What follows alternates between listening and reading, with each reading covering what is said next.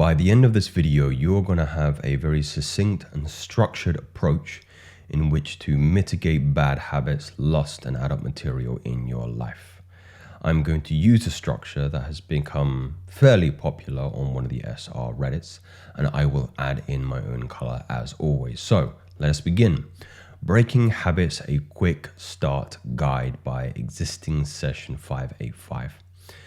So first and foremost, we come to the point where we recognize breaking habits can be a challenge, but understanding the triggers and employing effective strategies and systems can lead to success.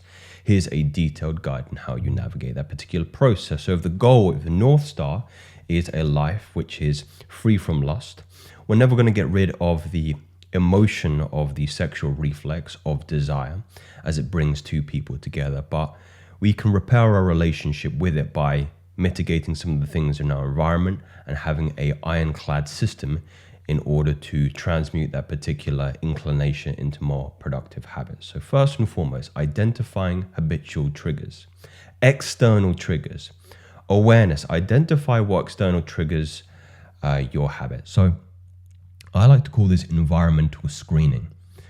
One of the really interesting practical ways you can start to employ this is by taking a notepad and noting down from the moment you wake up each hour. So let's say you get up at 6 a.m., you note down 6 a.m., 7 a.m., 8 a.m., etc. And in each hour, maybe you put a reminder on your phone and you detail what is occupying your awareness in that time and how it came to be so. There are also objects of association, such as furniture. You associate your couch with watching TV. Perhaps you associate your desk chair with work. Perhaps you associate your bedroom with sleep. In that way, if we can find tooth and comb particular objects of association with lustful habits, perhaps when you're on your couch, you like scrolling on Instagram. Perhaps when you're in your bedroom and it's getting late at night around a particular hour, there's an association with a particular inclination or a particular feeling to indulge your fantasies. Here is where we can start to pick up the patterns and the frequency in which we're indulging that particular poor habit, poor awareness, and begin to put some structures and alternative neural pathways around it. I know this might sound very, very basic, gentlemen, but look, it's the devil's in the details. For example, I had a lot of success with some clients by changing apps on their phones that they associated with degenerate habits. So getting rid of Reddit, getting rid of Twitter, and even changing the icons of the apps or the the browser that they use. So maybe if they used Safari, if they switched over to Google Chrome, there was this new idea that, okay, Google Chrome for me is going to be a browser that I use for business. It's going to be a browser that I use for education. It's not going to be a browser in which I'm indulging my fantasies. And I know it sounds small, but you're creating new neural pathways, you're creating new reference points, you're creating new patterns of behavior by changing and breaking up habituation. And however you can do that is the way. I've had success with clients just changing the structure of their bedroom or their flat or the house they live in. Maybe they change the position of the sofa. Maybe they change where they work. Maybe they get rid of some items. Maybe they bring some new items in. It's amazing what that does to reset your intentions for new behavior. It's very, very important that when you go into a new space, you're very particular about how you do that particular behavior, because that behavior is going to set the standard for that environment as you have a reference point for that behavior. So it's very, very important that we are screening our environment. Reduction, minimize the frequency and intensity of triggers. For instance, turning your mobile phone to black and white, a tremendous idea, by the way. So I have a setting on my phone where I double click or triple click and it grayscales. Makes it very, very boring, makes it very, very terrible to look at. In fact, there is this idea that a lot of colors bring up certain emotions. And when things are grayscaled, you're less likely to be triggered. You're less likely to be emotionally compromised. So I highly encourage you to take advantage of something like grayscaling in order to minimize your addiction to your own emotions. Removal, eliminate the trigger entirely, like stopping use of social media if it is a trigger. The loopholes is often going to be the problem, and I have been marketing this for a little bit now. If you have an iOS device, an iPhone, an iPad, not an Android, I have a program whereby I can eliminate all adult material on your phone without you getting over the loopholes, and it's worked for 15 clients so far. So if you're interested in that, you can drop me a message on Instagram or X platform, probably be the easiest way to get me, and you can find those links below. Internal triggers. So awareness, recognize the internal states that lead to the habits such as low mood, sadness, and boredom. So we kind of touched upon this on the surface level, but it's again about noticing the hours in the day and perhaps the things that we are doing that are associating us with lower moods. Boredom is a particular emotion that is very, very dangerous. I often find that if you're not scheduling every single hour of your day to be productive towards something, then typically what your body does, it looks for gaining the most pleasure. You kind of revert back to limbic system response, primitive system response. You want to do what feels good, not what's good for you. So in that way, I know a lot of people have anxiety about looking at their calendar and going, oh, I'm booked up from 7 a.m. to 6 p.m. It's going to take away my freedom. Actually, it gives you more freedom. And I mean schedule in everything. I mean schedule in leisure. I mean schedule in, if I'm going to watch a movie tonight after I've had a long day between 8 p.m. and 10 p.m., schedule the movie in. And it gives you a slow dopamine release because you recognize there's a planned activity for pleasure.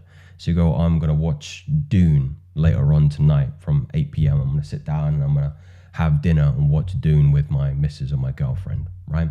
I'm going to go to the pub and have some drinks with my friend and watch the Euros. The Euros are starting today. This is why I referred to that.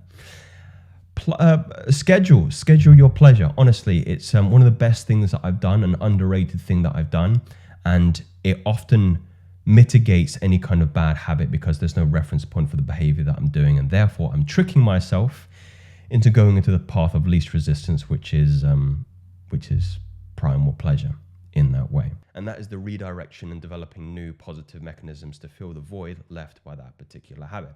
It's not enough to quit the habit. You have to have a reference point for the new habit. Maybe you go, okay, 8 p.m. is the time that I'm starting to feel a little bit amorous. Maybe 8 p.m. I can start a running habit. I've recently started running more seriously now, running at least a mile or 2 or 3 in a day. I never run. In fact, if you know me well, I often take the mick out of people who do running, but I've recently discovered that running high and the breath work and the benefits that are associated with it. Cardiovascular fitness has been something that I have, I'm not proud to say I haven't been sensitive towards, and I'm now finding that my anxiety is less, I'm more relaxed, my heart rate is lower, my stress is lower, and I'm not running a marathon a day, but I'm noticing that it wasn't too difficult to fit into my routine. And I'm a very busy individual, as I'm sure you are as well, but you've got 20 minutes to run, to just put in a podcast and run, multitask. If you're educating yourself, if you want to become a reader, download an audiobook on Audible, and go for a 20-minute run, go for a 30-minute run, go for an hour run, a slow run. You don't need to make it an intense thing. You just need to make it something that is going to allow you to develop a new and better habit that will be more, what would you say, beneficial than the ones that are the other ones that you don't want in your life anymore. Environmental triggers we touched upon, timing triggers we also touched upon, environmental and timing triggers. So there's going to be some synchronicities and some continuity between those particular metrics. So actionable steps for habit cessation. Set initial small goals. Aim for 21 days. Small and manageable goals are the key. Knowing that you can reach 21 days gives a psychological boost and creates an anchor for future efforts. I do think this is perhaps something that I don't talk about a lot, and that can be very, very underrated. It's SMART goals. I know everybody kind of poo-poos that idea because it's very, very cliche and very, very trite. But the idea is to build up some kind of confidence that you can do this particular thing. Many individuals, when they go on SR, they want to go the full 90 days, the full reset. And there are some particular individuals who are able to do that. They're kind of freaks of nature in that respect.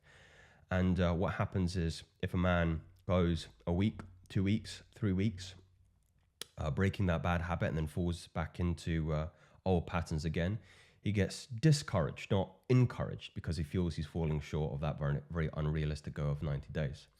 So there is an element of confidence that comes into play. In fact, My clients who often do the best in removing this particular habit from their lives often come to me with some foundational confidence in knowing that they can get past a particular point, and they usually succeed where the others perhaps do not.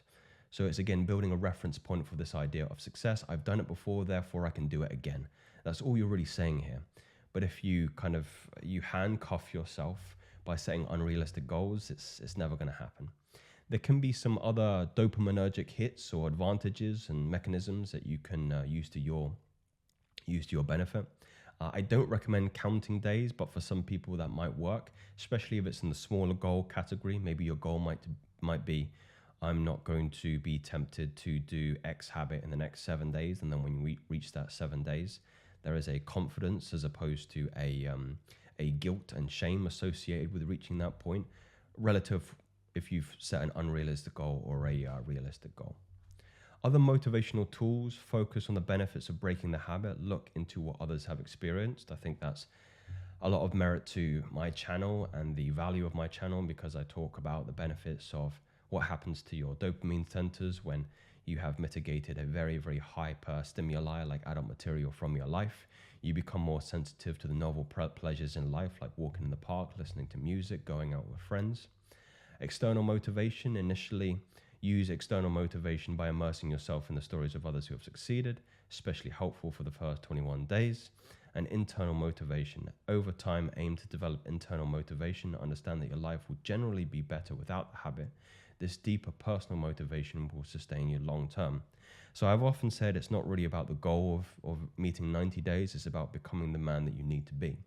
If you have aspirations to start a family, if you want to be a husband, if you want to have a wife, if you want to be a leader in your community, these are more compelling than the notion of that, oh, I'm going to reach 90 days, oh, I'm going to get X, Y, and Z benefit.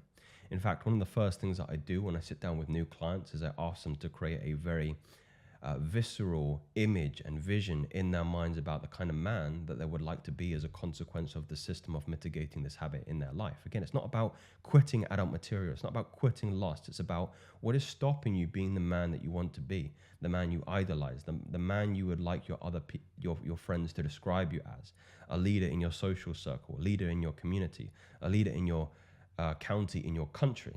This is the kind of thing that's going to be far more compelling, because if you don't create a vision that is more pleasurable than instant gratification, then typically you'll fall back into old habits. It has to be very, very grand. It has to be very, very compelling. It has to make no sense whatsoever for you to continue doing bad habits, because this vision is so great in your mind. And if you find yourself at the whims and handcuffed to your old habits, is because you haven't taken the time to create a very compelling vision of what your future will look like. Now let's talk about strategies to handle some triggers, some of which I'm sure you would have been familiar before. Number one is exercise. Engage in quick bursts of physical activity. Now, I think there can be a certain benefit to, I'm going to double down on running again. All of you should be hitting the gym, but running for me, the anxiety and what would you say, neurosis has been very, very minimal since I started running more frequently. And I'm not a runner. I'm trying to run every single day for at least a mile or two. And I'm noticing a huge, huge diminishment in my anxiety, my boredom, my depression, my reflex to go and do instantly gratifying things. Even eating poorly doesn't have the same kind of pull on me. And I think there's a cathartic effect in running, and something in me to do with the legs. I think we hold a lot of tension and built up stress in the legs. And there's only so many times you can do leg day and squat and lunge and hip hinge and RDL and all these kinds of things. And not saying that there's no utility to that, but there's something about coming back to basics. Like, what did our ancestors do? They ran. We have like a huge genetic lineage of running, sprinting, jogging, walking, and I think it's built into us that this is indirectly, and directly the first consequence of this activity is movement and maybe getting food, but indirectly I think this has a traumatic releasing effect in our bodies. And the more you run, I'm noticing much lower tension in my lower extremities. I used to get sometimes a restless leg. So when I'm relaxing, my legs are, twitching and I'm wanting to go and do something, or they're maybe demonstrating to me that there's some pent up energy in there. And I wouldn't say it's gone completely, but I'm noticing a huge diminishment in that capacity. So running, swimming, cardiovascular exercises are going to be of huge benefit. There is no excuse whatsoever for you not to be exercising it in some format. And I believe the greatest combination should be some kind of resistance exercise with some cardiovascular exercise. Again, I know it's weird for me to say, but I'm still learning, I'm still growing. I'm always the student, I'm never the teacher. Environmental changing, leaving the environment when the habit is triggered. So, we kind of talked about this already, this idea of environmental association. If you find you are relapsing when you're in your home, leave the home, go out, go for a walk, go to a coffee shop. If you have that opportunity to go and work wherever you want from a laptop, you should really be using that. You really should. Breath work, I talk about this constantly. Practicing deep breathing exercises is going to be paramount for you controlling and moving sexual energy. And I'm going to call this bioelectrical energy or nervous energy around very tonic areas like your pelvic floor. Pranayama, you can also talk about Wim Hof, you can talk about Nadi Shodhana.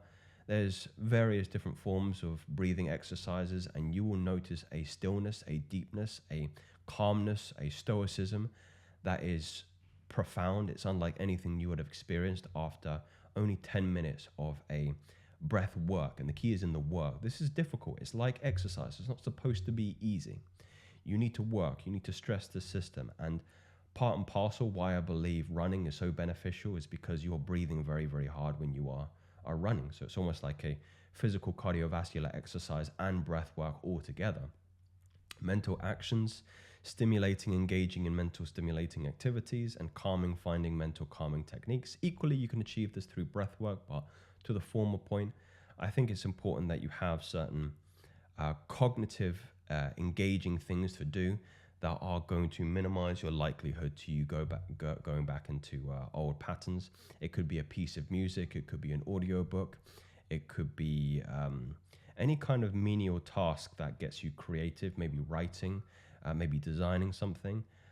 Lean into your side hustles here, lean into your hobbies. This is really an opportunity for you to use that nervous energy, that emotional energy, that sexual energy into new areas. And of course, we have to talk about spiritual actions.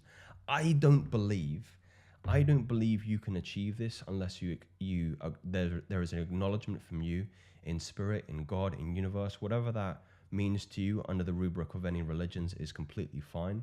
But you are going to need to call upon a higher power in order to lead you to a higher spiritual being. And mitigating limiting beliefs. A lot of people will say that they can never do this. I used to be this person. But once you do one day, your beliefs shatter. Once you do two, your beliefs shatter again. 3, 4, 5, 6. You're constantly rewriting your story when you begin to set yourself realistic goals and when you start to achieve them very, very consistently. So be careful, very careful about the words and stories in particular that you tell yourselves about what you can and cannot do, because they can be a self-fulfilling prophecy. Gentlemen, I'd be very, very grateful, and equally everybody watching would be grateful if you could drop your best recommendations below. What has worked for you? What has been of enormous utility to you that has allowed you to experience the most success when mitigating these degenerate habits? These aren't theories, these are facts. Speak soon.